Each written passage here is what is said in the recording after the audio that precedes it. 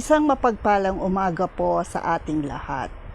Samahan niyo kami sa pagbulay-bulay natin mula sa unang aklat ni Pedro, Kabanatang 3 at tanging talatang 18 hanggang 21 lamang ang aking babasahin.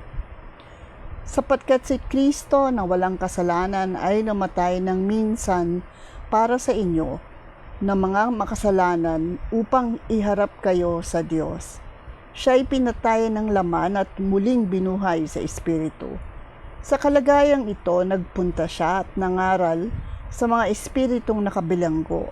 Sila ang mga espiritong ayaw sumunod nung matiyagang naghihintay ang Diyos ng panahon ni Noah, habang ginagawa niya ang daong. Doon ay iilang tao, 8 lamang sila ang nailigtas sa tubig. Ang tubig na larawan ng bautismong nagliligtas sa inyo ngayon sa pamamagitan ng muling pagkabuhay ni Hesukristo. Pagpalain nawa tayo sa pagkabasa ng ating pagbubulay-bulayan ngayong umaga.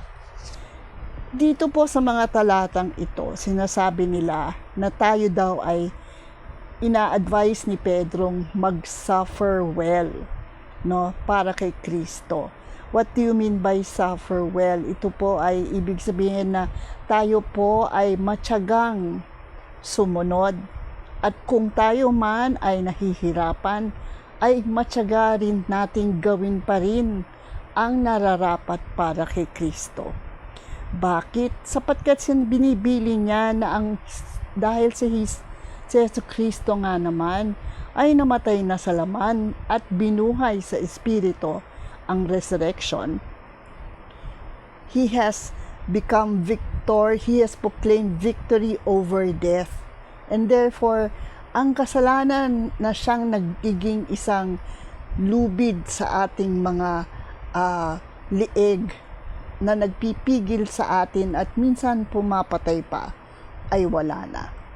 Binuhay niya tayo sa isang panahon kung saan tayo ay may pagkakataon na magbago at magsimula.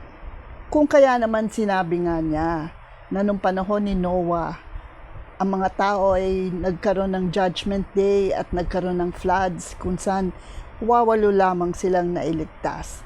Ngayon pa kaya, sa pagkamatay ni Hesukristo, ang tubig muli ay magiging isang bautismo, ngunit hindi lamang sa 8 kundi sa karamihan.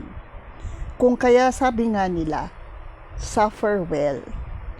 And kung nahihirapan tayo, tumingin tayo kay Hesukristo as a model, sapagkat siya'y nagdusa, ngunit hindi pa rin niya nakuhang magalit, at nagtiyaga siya sapagkat alam niya sa kanyang pagtsatsaga at sa nangyari sa kanya sa krus, magtatagumpay tayo lahat over sin. At yun ang ating ngayon tinatamasa, ang kaligtasan na binigay sa atin ni Kristo. Kung kaya sinasabi nila as believers, we must always do good, even when no one is around us. Even when it may cause us to suffer, we will always be blessed by Jesus. After all, what we have done is not just for our sake, but for the sake of everyone. Tayo manalangin. Nagpapasalamat kami, Panginoon, sa muli niyong pagpapaalala sa amin na sa inyong pagkabuhay ng Espiritu Santo, kami ay muli ring nabuhay mula sa kasalanan. Nagkaroon ng pagkakataon upang magbago, magsimula ng isang buhay, Lord God, na katulad ng inyong pinangako ay may kasayahan. Lord God, merong mga rewards na hindi namin inaakalang matatanggap mula sa inyo, Lord. Mga blessings ng buhay, ng kalakasan, ng katawan, ng kalakasan, ng loob, Lord God, at higit sa lahat, katuwaan, a joyful living that only you can promise us. This we pray to you, O Lord. Amen.